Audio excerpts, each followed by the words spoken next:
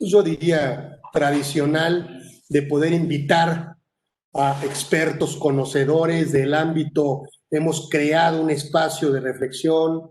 Por supuesto, también estamos abiertos al debate, ¿sí? Y hacer conciencia de que también nosotros como contribuyentes o estando de este lado, también tenemos que, obviamente, aportar nuestro granito siempre para que el gobierno haga lo que tiene que hacer a partir de que nosotros cumplamos con nuestra obligación ciudadana.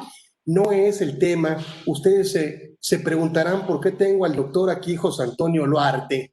Sí, obviamente él es experto, es un hombre experto en generar confianza entre tomadores de decisiones, obviamente tiene estudios profesionales de habilidades, conocimiento. En su ejercicio, obviamente se ha desempeñado por más de 25 años, ha sido asesor, conferencista, capacitador, negociador, aparte escribe, pero además, bueno, cuenta con registro en el Senado de la República para ejercer libre y lícitamente actividades de cabildeo. Es muy importante tener esto. Me siento muy afortunado de que esté conmigo el día de hoy, porque además contamos con una amistad, integrante del grupo de investigación, análisis y opinión de la Comisión de Transparencia y Anticorrupción de la Cámara de Diputados. Obviamente es contador público de la Escuela Bancaria y Comercial y tiene una especialidad en alta dirección por parte del IPADE, y bueno, actualmente siempre inquieto, siempre buscando, colabora con plataformas de streaming en la parte de estrategia intelectual, obviamente marcando un rumbo de cómo debemos discutir. Ustedes se preguntarán, teníamos también a nuestro amigo, el magistrado Miguel de Jesús Alvarado, que tuvo, por supuesto, a bien permitirnos, ¿sí? Atendiendo él algo que pudiera, no tuvo a bien cambiarnos la fecha para estar con nosotros en el programa, porque la inquietud del día de hoy es que hoy tenemos aprobado, por supuesto, todo el tema del paquete económico, sobre todo en la parte de, como dicen, habemos reforma, ¿sí? En la ley de ingresos, y qué mejor invitar a José Antonio Oluarte a que nos platique desde la A hasta la Z lo que él vive en ese tema de congreso, de discusión, de iniciativas, ¿sí? De negociación, ¿sí? Y bueno, más que agradecerle, por supuesto, siempre estaría agradecido de que todos mis invitados nos adoren y hagan que este espacio poco a poco se vaya consolidando dentro de un ámbito ético, legal, serio, y por supuesto, bueno, yo le he aprendido a José Antonio que me dice que hay que ser constantes, es la regla de las 3 Cs. Entonces yo le decía, oye, ¿por qué la regla de las 3 Cs? Bueno, pues constancia, conocimiento y circunstancia. Es muy importante la oportunidad. Y entonces yo, por supuesto, no pudiera seguir hablando de mi amigo, pero nos acabaríamos la hora completa y no es el propósito de reunirnos el día de hoy. Lo cual, bueno, vamos a darle la palabra, ¿sí? Para que nos explique muy oportunamente, muy circunstancialmente, el paquete que se acaba de aprobar el día de hoy, obviamente general, ¿sí? Y que seguramente, bueno, pasará a la Cámara Revisora, y eso es lo que, mi querido José Antonio, yo quisiera aprovechar su presencia para que nos platique. Entonces, por favor, amigo, platícanos, por favor, estamos ansiosos. Pues muchísimas gracias, mi querido. Híjole, cuando estoy así contigo me pongo nervioso, no sé si decirte mi rey o el rockstar de los impuestos. Me van a decir, oye, este cuate, ¿qué le pasa? Está enamorado de él. Cuando yo crecí, pues crecí con tu papá y cada que te veo, pues me acuerdo muchísimo de tu papá. Entonces, es inevitable poder decirte, ¡sangre! ¿Ya? Qué gusto estar aquí. Pues mira, yo te agradezco mucho esta oportunidad porque hace rato que platicábamos, yo te decía, yo tengo la fortuna de estar haciendo actividades de cabildeo, tanto en el Senado de la República como en la Cámara de Diputados, y ahorita estoy, digamos que en el 12º paquete económico que me ha tocado participar como cabildero, y hoy me siento muy contento porque después de 10 años veo ya los resultados de la participación ciudadana. Yo sé que están esperando las cuestiones técnicas, qué se aprobó, qué se dejó de aprobar, Pero la verdad es que hay expertos como tú y tus seguidores y los que tienes en tus grupos, que esos sí son los verdaderos expertos fiscales, ellos podrán explicarte.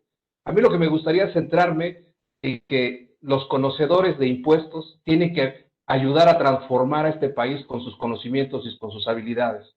Yo estoy muy contento porque, pese a que sé que muchos ahorita están esperando que esta reforma hubiese tenido los cambios trascendentales para desarrollar, la economía del país, o que hubiese tenido las reformas jurídicas para darle certeza a los contribuyentes, lo cierto es que por primera vez 7 de las modificaciones pequeñas o grandes que se hicieron a todo este paquete vienen de la sociedad civil, vienen del Parlamento abierto.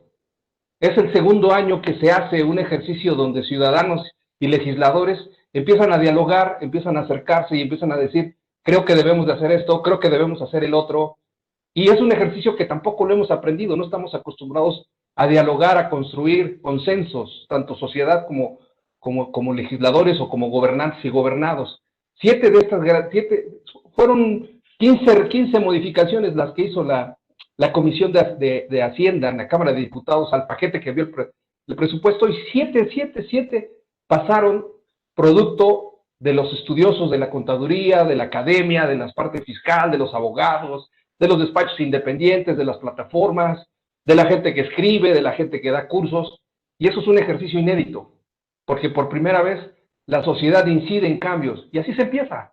Entonces yo te diría decir que te felicito por esta apertura, porque no me das a mí el espacio para que yo pueda platicar, le das el espacio a la ciudadanía para que se pueda incorporar en este ejercicio democrático de construir las leyes que el país necesita.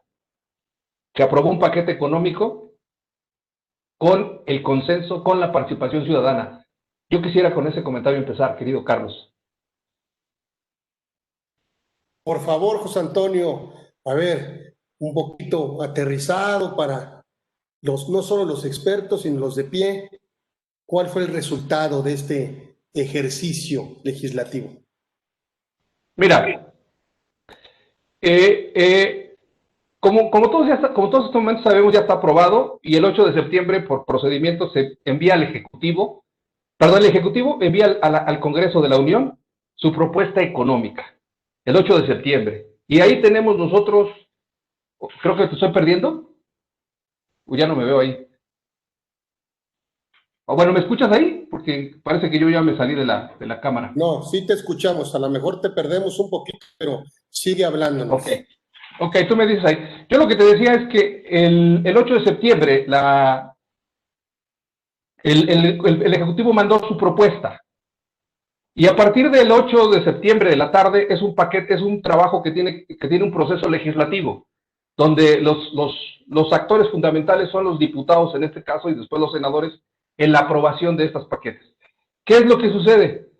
Que la Cámara de Diputados se tiene que reunir con quien elabora la propuesta, en este caso la gente de Hacienda, y se tiene que reunir con los afectados o los beneficiados, que son la sociedad civil. Durante mucho tiempo solo se hacían trabajos en comisiones y solo eran invitados los allegados, invitados a escuchar y participar, desde luego, los allegados a los diputados que estaban cercanos, la gente que de alguna manera, las cámaras empresariales, era un grupo muy cerrado, eran discusiones muy cerradas, y entonces no estoy diciendo con eso que estuviera mal, simplemente estoy diciendo que era un grupo muy pequeño el que participaba. En esta legislatura, pese a toda la problemática que podamos tener o no, estar de acuerdo o no con el presidente de la República, ha habido apertura, ha habido la oportunidad de poder presentar propuestas. El año pasado fue el primer ejercicio que se dio en esta legislatura para que los gobernados presentásemos nosotros iniciativas que beneficiaran desde nuestro punto de vista lo que creemos es la mejor reforma. Hoy se repite, y no solo se repite en la Cámara de Diputados, se repite en la Cámara de Senadores. El año pasado generó mucha frustración porque llegas y dices, oye, yo te presento una propuesta, yo te estoy diciendo que lo que tú propones no es transitable, yo soy experto en auditorías, por ejemplo, en devoluciones de impuestos, y lo que tú me dices, lejos de ayudarme, entorpece el procedimiento. Yo soy experto en planeaciones fiscales, en el buen sentido de la planeación, y lo que tú me dices entorpece el desarrollo económico. Y entonces cuando tú le dices eso al legislador y no te hace caso, te genera una frustración. porque dices, oye, ¿por qué no me hace caso el legislador si yo sí sé? Y entonces uno que vive estas discusiones se pregunta y dice, ¿y por qué te acercas apenas ahorita? ¿Por qué te acercas al cuarto para las 12 a tratar de negociar si los presupuestos se construyen cada año? Si tú ya conoces año con año lo que está sucediendo, ¿por qué no te acercas? Hoy, te repito, esa discusión que se acaba de aprobar, 7 modificaciones fueron producto de la sociedad. Y te voy a decir las dos trascendentales que me parece fundamental. En un ambiente en el que estamos ahorita de desconfianza entre gobernados y gobernantes, donde se siente una presión, donde se siente miedo, donde hay un ambiente incluso de terrorismo fiscal por algunas partes, el hecho de que la sociedad civil organizada haya articulado un discurso sobre, oye, si vas a permitírmela, si quieres revisarme, porque es tu facultad hacerlo, y me vas a decir que tienes que revisarme, que tienes que fotografiarme, que tienes que ejercer una actividad, cuando menos no seas tan agresivo. Ese discurso se unificó en todas las personas y se logró no una reforma de fondo, pero sí una reforma de forma. Cuando menos empezaron a buscar claridad en las definiciones. Se dice, oye, si me vas a fotografiar, si me vas a grabar, si me vas a videograbar, pues es cierto que ya lo estamos haciendo, pero también es cierto que puedes caer en un abuso. Estas discusiones llevaron a que hoy estemos contemplando ya la posibilidad de que solo se permita la grabación, los videos, el miedo que sentíamos, de alguna manera topado al hecho de decir, sí, pero siempre y cuando cumpla reglas de seguridad, reglas de confianza, de discrecionalidad y que seas encriptado. Sí, pero tienes que ser muy preciso al decir que solamente es información relacionada a archivos electrónicos. Sí, pero tienes que aclararme que solamente es para las personas que están designadas. Sí, pero tienes que hacerlo. Este ejemplo que te estoy poniendo, que era una de las grandes preocupaciones de la sociedad, se logró hacer gracias al discurso articulado de los participantes, de este cabildeo ciudadano, de este parlamento abierto, donde si bien es cierto la reforma no alcanzó lo que queríamos en este caso en particular, se logró esa modificación. Y esto para mí representa un éxito, yo que me dedico a las actividades del cabildeo, porque por primera vez la ciudadanía obliga a los legisladores a sentarse a poder modificar, a sentarse a hacer las cosas. Te pongo ese ejemplo. Te pongo el otro ejemplo que ha causado, ustedes que son especialistas en la materia y que han hablado mucho de este artículo 5 del Código Fiscal de la Federación, que es la cláusula antiilusión. El Procurador Fiscal de la Federación ha dicho, se acabó la fiesta. Y él ha dicho, a mí no me importa, o no es necesario, no quiero usar un lenguaje agresivo, no es necesario que yo tenga que especificar que aquel que yo considere que está abusando de una planeación y que no forma parte de su razón de negocios y que está atentando contra el fisco, a mí no me limita a ejercer mis actividades, mis facultades para ejercer la acción penal. Pues yo te he escuchado a ti decir, al final de cuentas, que eso es un abuso, en el buen sentido, o que no es legalmente correcto. El procurador también ha dicho, oye, pues yo tengo facultades. Hay que precisar. Entre estas definiciones de unos que dicen, sí se puede, no me importa que aparezca en la ley, o que una ley supletoria no sustituya a la original, hoy se logró que cuando menos el propio cuerpo y la propia Procuraduría Fiscal de la Federación que participó en estas negociaciones dijera, no es necesario aclarar para mandar un mensaje de miedo, de terrorismo, de lo que ustedes gusten, no es necesario decir que la reforma va en el índole penal, sino en el límite administrativo. Y eso se logró también a que de los 111 participantes en el Parlamento abierto que se dieron en estos 2 días, la mayoría solicitaba que no hubiera prácticas abusivas por parte de la autoridad. Y fueron recogidas, no en la mejor redacción que quieran, no como se gustó.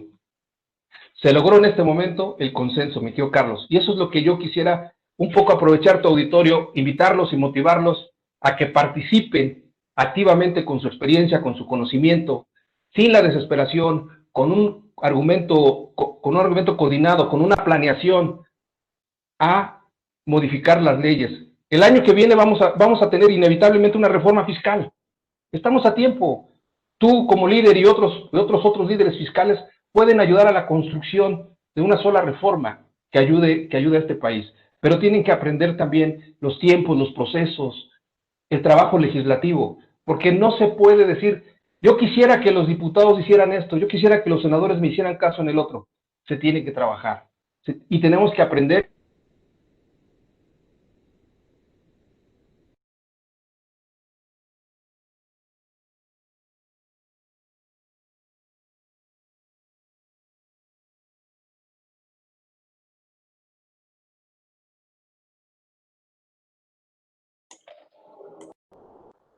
¿Te perdimos, José Antonio? A ver, le damos unos minutos para que se vuelva a incorporar. Ahí está, ya está ahí.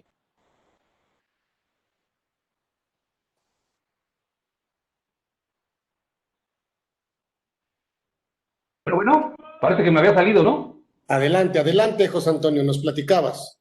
Sí, perdón, es que algo sucedió aquí nos están hackeando. No, yo decía esto, querido Carlos, me gustaría ir un rebote contigo, tú como especialista, me gustaría, ¿qué opinas de este entusiasmo que tengo? A lo mejor está desbordado y no es lo estoy viendo con una visión pasional porque voy saliendo de la Cámara de Diputados hace un par de horas, ¿no? Y todavía no he dormido y a lo mejor me está ganando la pasión o la idea de ser un buen mexicano. Mira, yo veo dos preocupaciones de los contribuyentes. Yo diría que varios conceptos importantes que hemos vivido, sufrido, nos hemos agotado con este tema de lo que hemos vivido.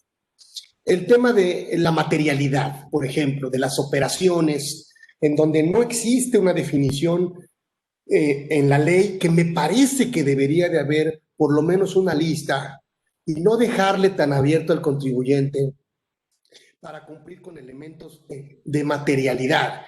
Y hoy tenemos otro concepto que el contribuyente o el empresario tiene que saber, es decir, tiene que tener para efectos de, es decir, primero, la parte de la materialidad. Eso parte de una inclusión o forma parte del concepto de contabilidad que tenemos en el artículo 33 del Reglamento de Código Fiscal de la Federación, pero aún sin definición. Entonces, cuando nos encontramos con que la autoridad te pide al contribuyente que materialices la operación, que materialices el acto jurídico, va a acabar en litigio. O sea, es demasiado amplio. Y cuando nos damos cuenta que las empresas no tienen un control interno en donde demuestren, ¿sí?, que obviamente no existe inexistencia para efectos fiscales, sino que parte de una realidad operativa y que conocemos los contadores como control interno. Si no pasa esa realidad internamente y no suceden las cosas y no está documentado dentro de un proceso de control interno de las empresas, va a acabar en un litigio fiscal, porque la autoridad se va a sentir desatendida.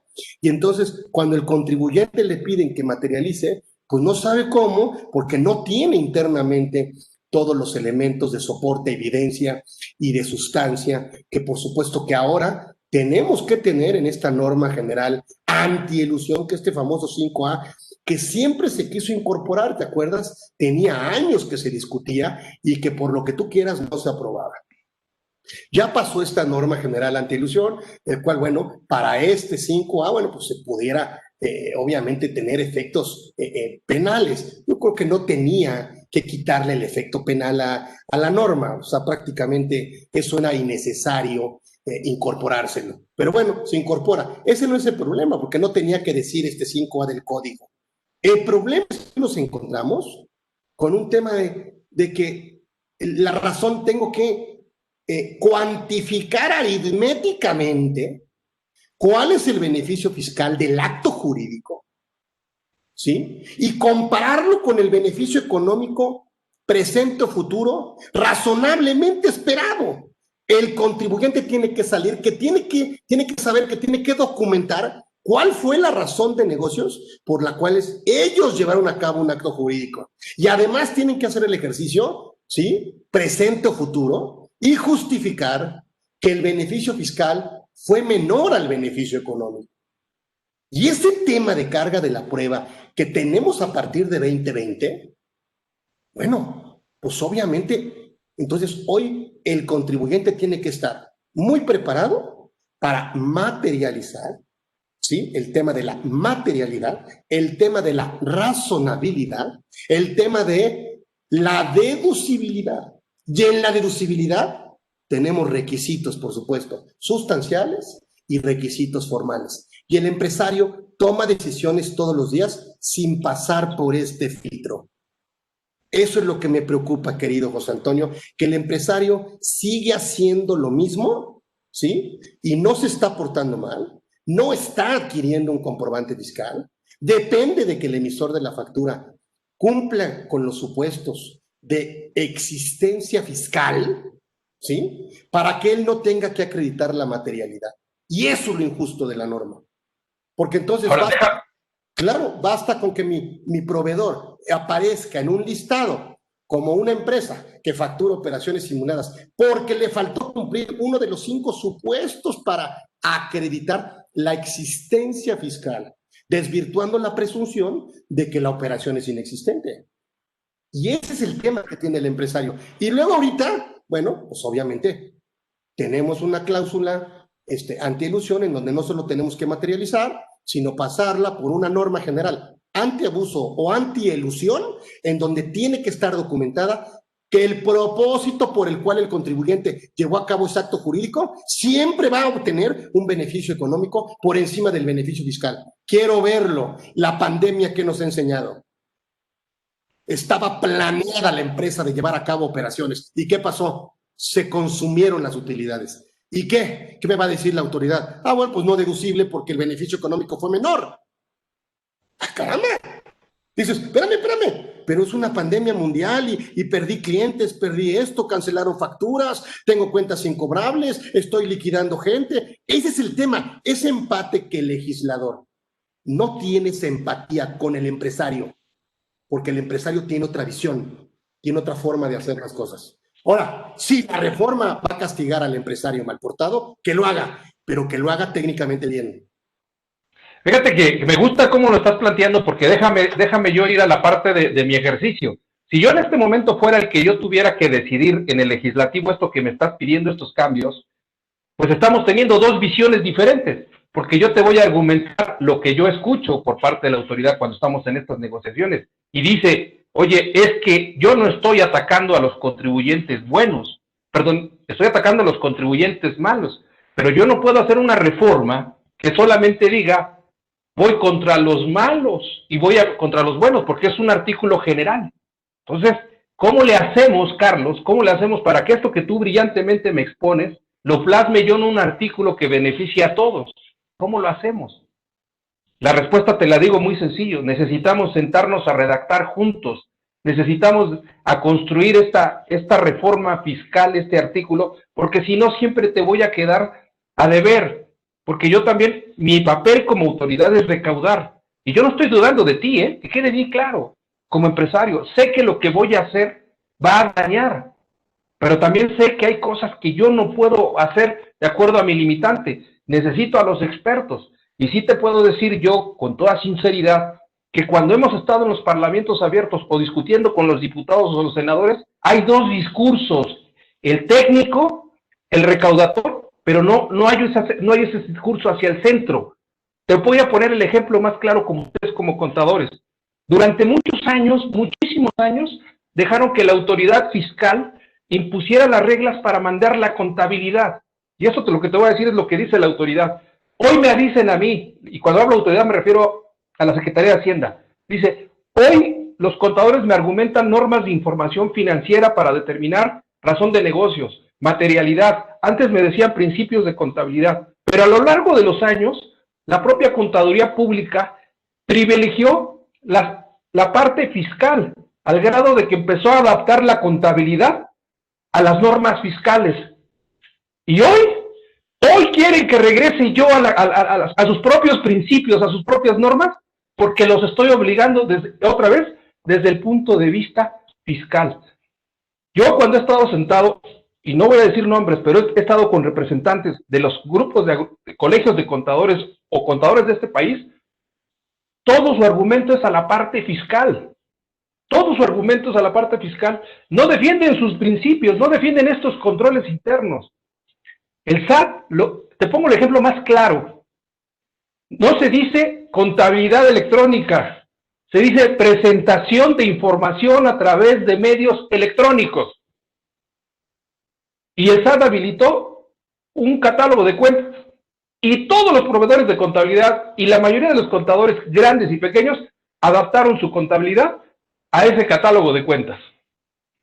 Hoy dicen, vamos a buscar estas definiciones de entrada, hay que reconvencer a la autoridad o hacerla reconsiderar que lo que debe prevalecer para el análisis de la información, tanto para empresarios como para autoridades, es la contabilidad y que esa es la base de la información para un negocio y es la base de la información para una práctica de contribución. ¿Cómo le hacemos, Carlos, para que entonces la contabilidad sea el centro de la atención y no la parte fiscal? ¿Cómo le hacemos? Ustedes que son los expertos. Yo diría primero, ¿sí? Primero, pedirle a la autoridad fiscal que no confunda la inexistencia fiscal de la operación con la materialidad. O sea, a ver, la materialidad es un tema en donde si no hay realidad en la operación, bueno, pudiéramos estar imposibilitados de materializar el acto jurídico. El problema es que la autoridad que dice, como no me materializaste el acto jurídico, ¿qué crees? Te juntaste con un EFO. Oye, espérame, cuando yo hice la operación, ¿sí? Pues no era EFO. Oye, es que lo enlistaron por operaciones distintas y diferentes a las que realizó conmigo. Y entonces ahora yo soy el villano y me das 30 días para que busque internamente a partir de control toda la documentación que necesito para materializar el acto jurídico, que cree que no va a ser nunca satisfecha. Y entonces, ¿qué va a pasar si no cumplo con este principio de materialidad o de razonabilidad? Si la autoridad no le entiende y me confunde el tema de inexistencia fiscal contra materialidad, y hoy tenemos además que pasar por un filtro, ¿sí? De norma general antiabuso, antielusión. O sea, que tengo que documentar permanentemente las decisiones de la empresa en donde siempre haya un número negro por arriba del número fiscal. Y ese tema, ¿cuántas decisiones no toma el empresario solamente para buscar una rentabilidad fiscal? Y ahora, lo que me dice esta norma general antiabuso es que tiene que pasar por esta norma y por una fórmula aritmética en donde yo tengo que demostrar a la autoridad para desvirtuar esta presunción que la decisión que yo tomé en su momento no era para tener un beneficio fiscal, sino era para tener un beneficio económico. ¿Está bien? ¿Pero qué? ¿Pero por qué lo cargas o lo enganchas a una norma general antiabuso con un tema aritmético? Ahora resulta que entonces las empresas tienen que estar, ¿qué? Conscientes de que tienen que cumplir elementos materiales, elementos de razón de negocios, requisitos de deducibilidad, tanto de forma como de sustancia. Y ese tema que es muy costoso administrar, ese cumplimiento fiscal, bueno, podría evitármelo si la autoridad solamente se va por los malos y deja a los buenos. ¿Sabes cuál es el problema? Que el gobierno está en el negocio de las facturas. Y eso es lo que nos molesta a los contribuyentes honestos. Eso es lo que nos molesta. Y ahora esta reforma, bueno, pues por supuesto, no solo deja de contemplar el tema, ¿sí? El tema de la razón de negocios, sino que además, bueno, antes te decía, yo creo que era irrelevante que te lo dijera, dice, bueno, no tendrá efectos penales, solamente, ¿sí? Tendrá un efecto fiscal. Bueno, pues a partir de este año, pues tendrá efecto fiscal y no tenía que decir que tenía efecto penal. Pues la autoridad puede querellarse. Entonces, ¿hasta dónde estamos avanzando en esta reforma? Ese es el tema. Y tú que estás adentro discutiendo, bueno, pues si le vamos a entrar todos, bueno, pues le entramos todos. Pero entonces, este tema de justos por pecadores, Y entonces el empresario que quiere portarse mal, está bien, que lo castiguen, que le suspendan su certificado, que lo inhabiliten, que lo enlisten, lo que tú quieras. Pero hay contribuyentes que se portan bien, que hacen operaciones reales, ¿sí? Que cumplen con elementos de existencia y que al rato pasa el tiempo y se encuentran con que el proveedor lo enlistaron porque no estaba localizado. Y entonces ahora yo tengo 30 días para materializar una operación que yo desde su inicio hice correctamente. Ese es el tema que me molesta. Yo Sí, creo que la reforma tendrá que estar sumamente dirigida a quien tiene que estar dirigida, porque si no le vas a pegar al empresario legítimo. ¿Sí? Y entonces mira, la reforma lo que va a hacer esta reforma es, pues quitarle el deseo. Pues yo para qué? Y eso es, ya me callo yo para que tú me ilustres y perdón la intensidad, no. pero a mí Mira, me molesta porque yo vivo con los clientes legítimos esa preocupación, que por más bueno que seas, tiene que parecer que haces el bien. Ese es el problema. Ese es el problema en mira, materia fiscal, que no basta. Fíjate, mi papá me decía una cosa y luego me la confirmó mi socio, José Ramos Saucedo. No basta ser bueno en la vida, hay que hacer el bien. mira, yo quisiera ahorita poner un poco de antecedente, porque es importante dar el contexto que de esta legislatura donde estamos, porque este paquete económico ha sido aprobado por primera vez por una filosofía, no por una por un proyecto filosófico, porque al final de cuentas la cuarta transformación, o como se ha autodenominado, son luchadores sociales, gente de bien, gente que tiene. Entonces, estas discusiones que nos tocó vivir en este paquete económico es cómo convences a alguien que tiene ese proyecto de vida social donde no está en concordancia con una realidad. ¿Cómo lo convences? Porque yo te doy toda la razón, pero al final yo no soy el que opino. Yo en mi labor como cabildero, yo no soy el que da el voto para que esto pase o no. Eso es lo que hoy vivimos y nos vamos a seguir enfrentando, porque tienes a gente que tiene un proyecto de vida social, pero que no tiene el conocimiento, y no lo digo de manera peyorativa, solo no tiene el conocimiento económico y tampoco lo debe tener, pero esto es lo que tenemos. También tenemos por el otro lado legislaturas que han tenido partes económicas, expertos brillantes, brillantes economistas, y tampoco lo han logrado. Tampoco. ¿Cómo lo hacemos?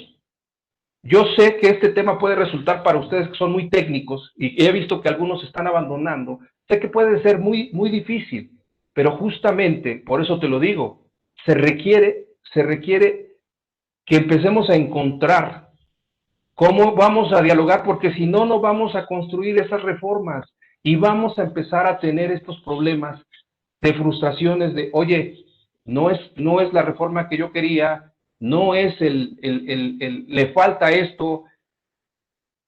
Estos días aquí fueron intensos. Toda esta semana se vivió en la Cámara de Diputados muy buenas argumentaciones, tanto en lo económico, tanto en lo político, y entonces, y con una construcción de un país que va a ser cierto. Y yo te pregunto, ¿por qué entonces no se votó eso? Mi respuesta, a mí que todos me preguntan, es porque no logramos los acuerdos sociedad y gobierno.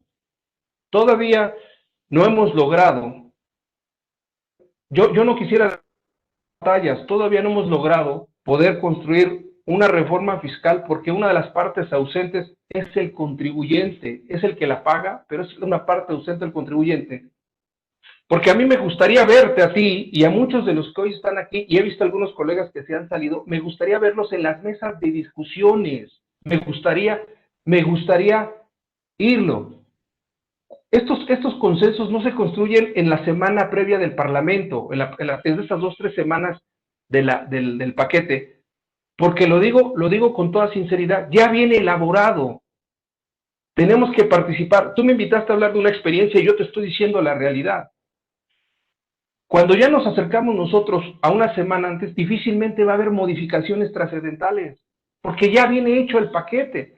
Si queremos incidir, tiene que ser antes del 8 de septiembre y no tiene que ser propiamente en la Cámara de Diputados, tiene que ser desde la propia Secretaría de Hacienda, porque entonces ya vas a tener un tiempo para llevar todos estos documentos que quieres. No hay que olvidar también que hay tiempos procesales, no hay que olvidar que también hay momentos para trabajar. Este caso, por ejemplo, muy particular, la reforma ya en el proceso legislativo se llevó a cabo apenas el lunes y se terminó en 2 días la reforma. El año pasado, cuando menos se había analizado una semana, hoy se llevaron 2 días. No vamos a poder lograr humanamente no vamos a poder lograr esas modificaciones. Uno de los errores que yo he visto, que a mí me toca trabajar en esto del cabildeo, es toda la modificación que propongas, y ustedes son contadores, tiene un efecto contable, tiene un efecto económico.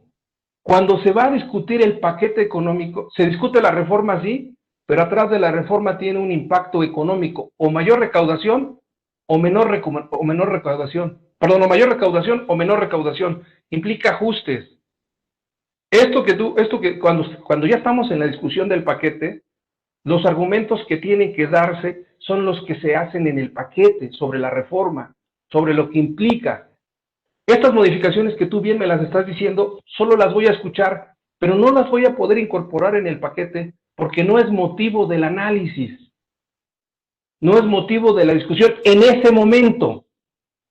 Con eso no quiere decir que no lo hagas, solo estoy diciendo que tienes que hacerlos en los momentos oportunos. Así como los pagos de impuestos se hacen 17 días después porque se terminó un mes, así como la declaración se hace 3 meses después, la construcción de la reforma fiscal se tiene que hacer desde antes. Las peticiones, los trabajos, todos estos esfuerzos se tienen que hacer.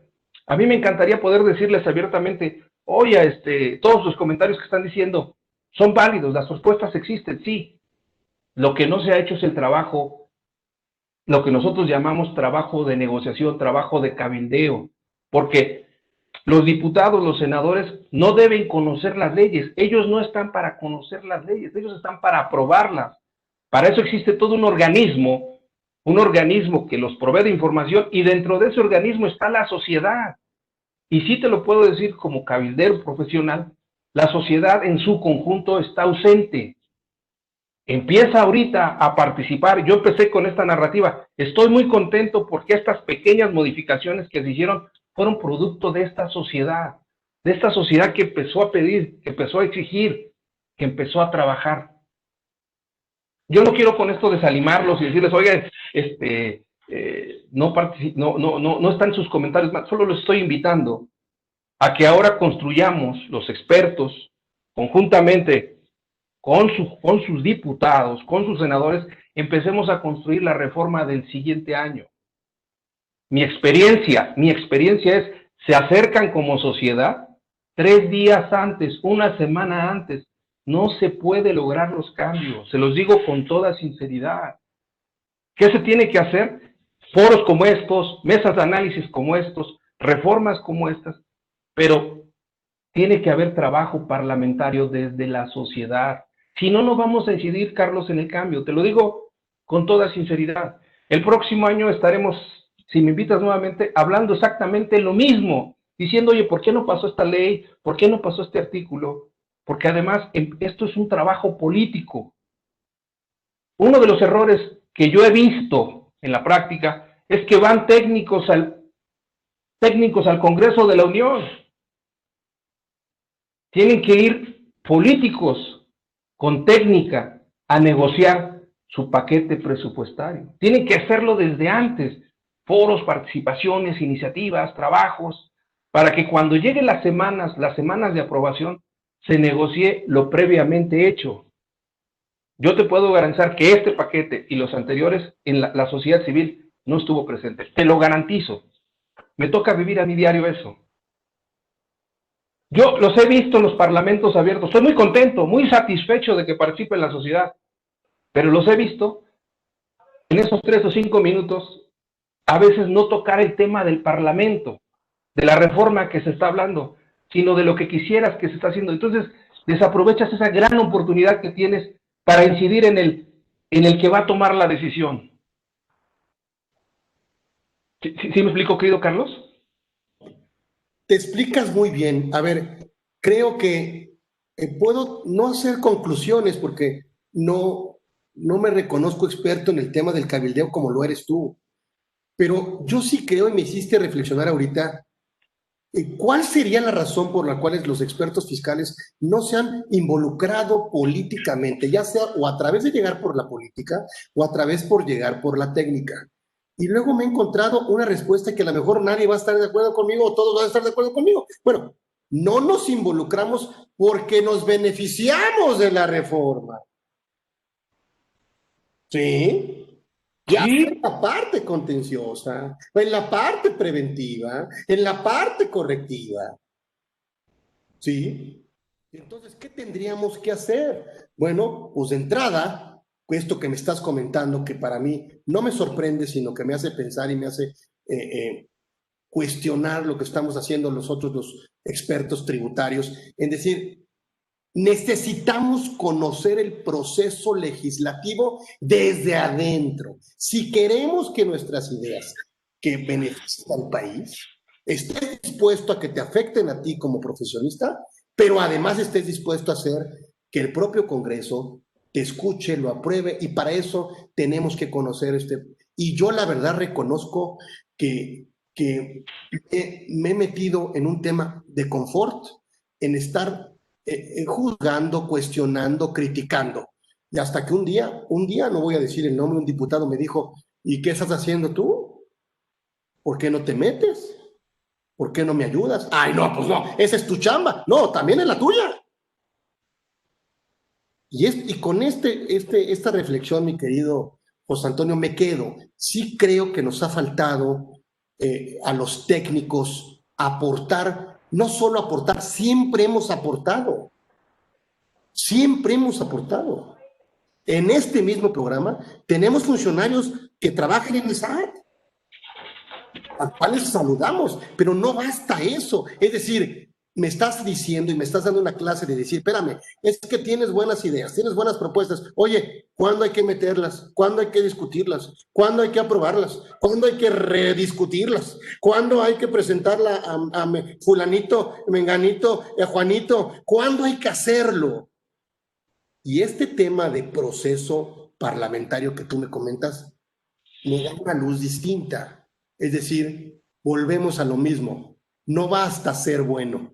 Hay que hacer el bien y te tienes que involucrar. Ahora, en mi caso, ¿por qué no me he involucrado? Pues porque es más fácil darle palo a la autoridad, hacer esto, beneficiarse de lo que la reforma de alguna manera se debilita, es decir, está débil, está carente de principios constitucionales, y eso la verdad es que en este sector, de alguna u otra forma, legítimamente y éticamente, bueno, nos hemos aprovechado de los recovecos, llámale como quieras, lagunas, falta de procedimiento, falta de cumplimiento de la ley, llevarlo a los tribunales, en fin. Pero no sé, te dejo para que tú cierres en estos 15 minutos. Yo me quedo satisfecho y pensando si nosotros no solo debemos estar criticando lo que los legisladores aprobaron en esta reforma,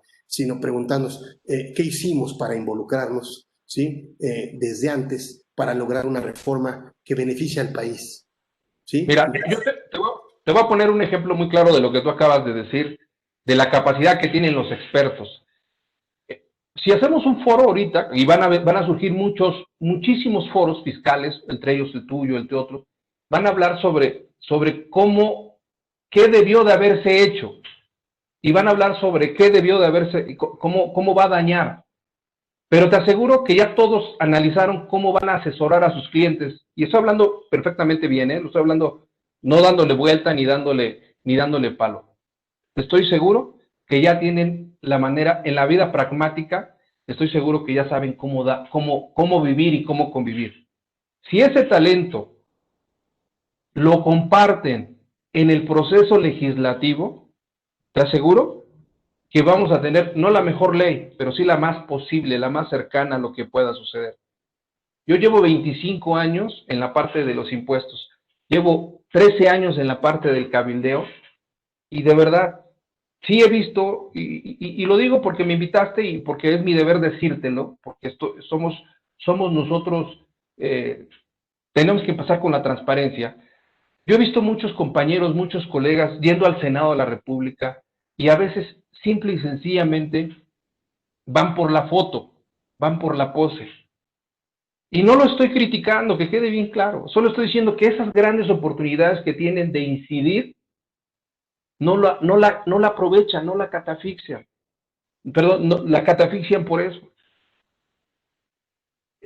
Yo con esto que te estoy diciendo es, yo los invito, yo te invito a ti y a tu audiencia, porque sé que la tienes, a que empiecen a construir participando. Así como ustedes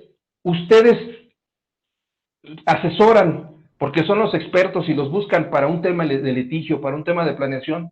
Yo lo que te digo a ti es, asesórense ustedes en temas parlamentarios, participen, aprendan. No estoy diciendo que tengan que ser políticos, no estoy diciendo que ingresen, solo estoy diciendo que necesitamos ir, para modificar necesitan conocerlo, pero necesitan conocer desde el diputado local, desde el senador, necesitan involucrarse con ellos. ¿Por qué?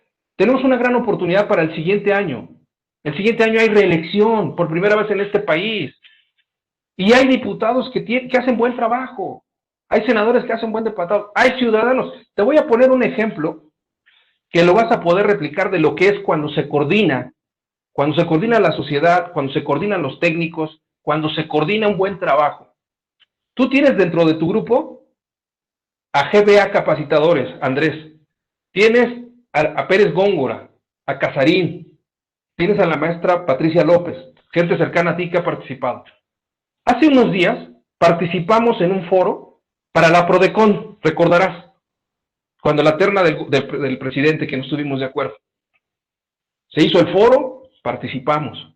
Luego por ahí Pérez Góngora presentó un amparo, Luis Casarín presentó un amparo para la terna. Luego a mí me invitaron como cabildero para estar en el Senado junto con eso. Luego, dentro de mis programas también, invitamos a los expertos, a los senadores. Quiero decirte que ese trabajo coordinado, no estoy diciendo que nosotros, solo estoy diciendo que nosotros lo encabezamos y lo dio como resultado que hoy el Senado de la República haya enviado al presidente de la República diciéndole, te regreso la terna. Y ahí hubo participación ciudadana, hubo participación de expertos, hubo participación de medios, hubo participación de legisladores, hubo participación del país, en beneficio del país, pero con un discurso coordinado. Esos son los ejemplos de que se puede construir las reformas. No podemos nosotros hacer todas las reformas que quisiéramos. También tenemos que aprender que de 10 reformas tenemos que nosotros decir, va la 1, va la 2, va la 3. Pero lo que te estoy diciendo es, trabajamos en conjunto. No hubo egos, no hubo más que el beneficio del país, y no suena romántico. Gracias a que me hicieron favor y a otros compañeros en el Senado y en Cámara de Diputados, pudimos apoyar a Pérez Góngora, pudimos apoyar a Casarín en el trabajo técnico que ellos hicieron, en el trabajo de las demandas, y nosotros pudimos hacerlo al interior como cabilderos, logrando convencer a los tomadores de decisiones, en este caso la mesa directiva, logramos convencerle y decirle, no tiene caso que nos desgastemos ahorita con esta terna. Mandémosla al presidente. ¿Por qué? Porque vamos a pelearnos ahorita con el sistema, con la Suprema Corte de la Justicia. Tenemos muchos problemas. Vamos a entrar a una reforma fiscal. Quitémosle presión a la olla, saquemos el tema Prodecon ahorita y mandémosla. Y nos aceptaron. Aprovechamos la coyuntura, aprovechamos el momento, aprovechamos los tiempos, aprovechamos la parte legislativa, querido Carlos. Yo solo te invitaría a que esos trabajos porque tú eres un líder y no te estoy hablando de choro. Tú eres un líder de opinión, te sigue la gente. Trabajemos en sociedad, trabajemos conjunto. La sociedad, he visto comentarios, lo digo muy respetuosamente a todos los que me están diciendo, les agradezco que me escuchen, que me critiquen. Yo lo único que puedo decirles es, los invito a participar en la construcción de la política fiscal de ese país. Pero no se puede lograr si no te involucras en el proceso legislativo. Así como son ustedes buenos para hacer una planeación, para hacer una devolución, para hacer un litigio, porque se han metido a las entrañas de eso, deben de entender que hay que participar. Cuando alguien de ustedes tiene la oportunidad de que son llamados a Cámara de Diputados o a Cámara de Senadores a dar una opinión, no lo hagan a título personal, porque siempre van representando una institución, una empresa, háganlo a título de eso. Hagan a un lado su ego, hagan a un lado su protagonismo. Prepárense, porque a muchos de tus audiencias los invitan, porque son expertos, se les reconoce, les dicen, oye, va a haber un tema de materialidad, háblale a Carlos Orozco, que es, sí, pero tu lenguaje para esos 5 minutos no debe ser el técnico, debe ser tu audiencia al que tienes que convencer es a a esos 4 diputados, a esos 6 diputados, a ese diputado, a ese senador, que es el que tiene la decisión. A ese grupo de asesores que tiene él, para que puedas incidir. Así como hay asesores fiscales, hay asesores parlamentarios. Yo me siento muy honrado contigo, y esto que te estoy diciendo, Carlos, no te lo dije de ahorita, te lo vengo diciendo de hace muchos años. Necesitamos como sociedad aprovechar el talento de todos, de todos. Hoy, sí te puedo decir que hoy la sociedad mexicana ganó. Ganó porque 7 de las reformas que hoy entraron se las deben a ese Parlamento abierto, a 111 personas que estuvieron ahí. Eso es inédito. ¿No me creen? Vayan a la Gaceta Parlamentaria, ahí van a ver las 111 ponencias que pusieron ahí. Gente que se tomó el tiempo de estar 7 horas sentado para participar 3 minutos. Yo solo te quiero decir que te agradezco mucho la invitación que me haces, la reflexión, a la gente que se ha quedado y a la gente que se salió, porque sí lo veo, a veces es frustrante, pero esto es como se construye un país. El siguiente año viene una reforma fiscal inevitable, inevitable. La colcha ya está chica, ya encogió, la cama es la misma, son más los que duermen. Va a haber una reforma fiscal obligada, esa es la coyuntura. ¿Qué es lo que yo te digo? Yo te invito y a tu audiencia a que participen. Ese va a ser el reto, construir una reforma fiscal. Necesitamos a las voces de ustedes, necesitamos a los técnicos, pero también ustedes nos necesitan a los políticos, también a nosotros, también ustedes nos necesitan, nosotros nos necesitamos. Tú eres un líder de opinión, te necesitamos ahí. Nosotros somos cabilderos profesionales, necesitamos trabajar y nosotros estamos en la mejor disposición de apoyarlos, de enseñarlos, de acompañarlos. Eso es lo que yo te puedo decir nada más, querido Carlos. Un agasajo, la verdad, me quedé pensando, fíjate, que este egoísmo profesional ha tomado en mi persona, ha sido más fácil hablar o criticar la reforma. Y me da esta apertura contigo de decir, si se necesitan asesores fiscales, el asesor fiscal necesita un asesor parlamentario para que sus sueños, sus deseos se hagan realidad. Es decir, volvemos a lo mismo. No basta saber fiscal. Qué bueno que sabes fiscal. Pero si sabes fiscal y no sabes del proceso parlamentario y no te involucras, ¿sí?, en ese trabajo coordinado, en ese trabajo, y entonces, ¿de qué sirve? ¿De qué sirve? Sirve mucho para un tema de este lado de la moneda donde nosotros nos encontramos, en la parte del contribuyente.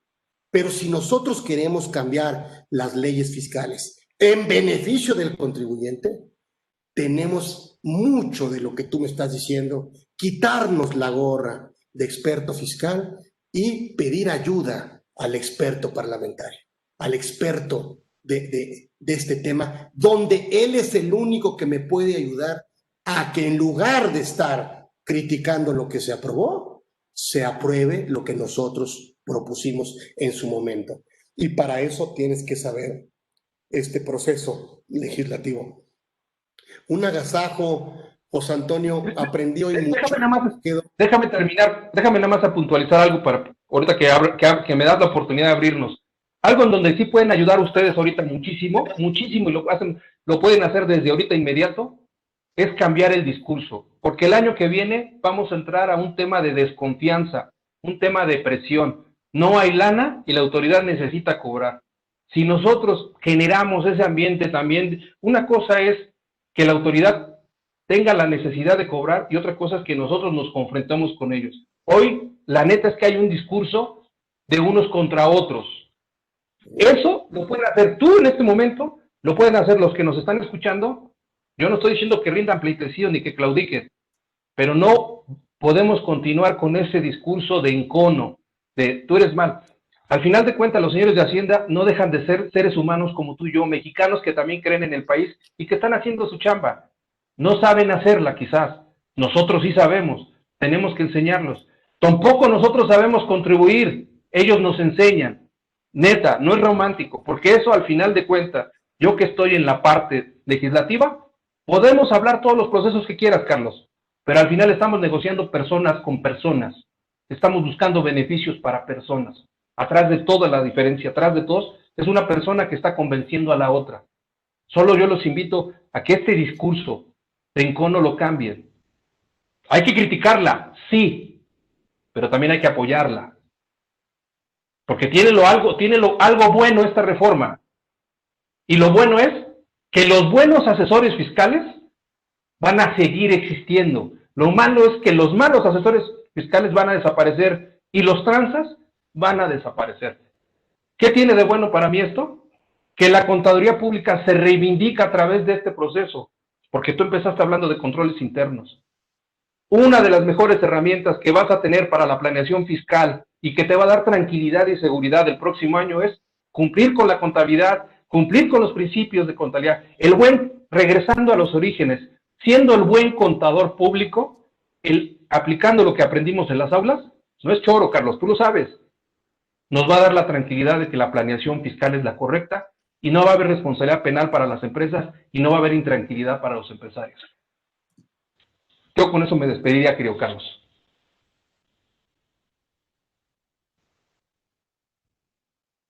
No te oigo con el micrófono.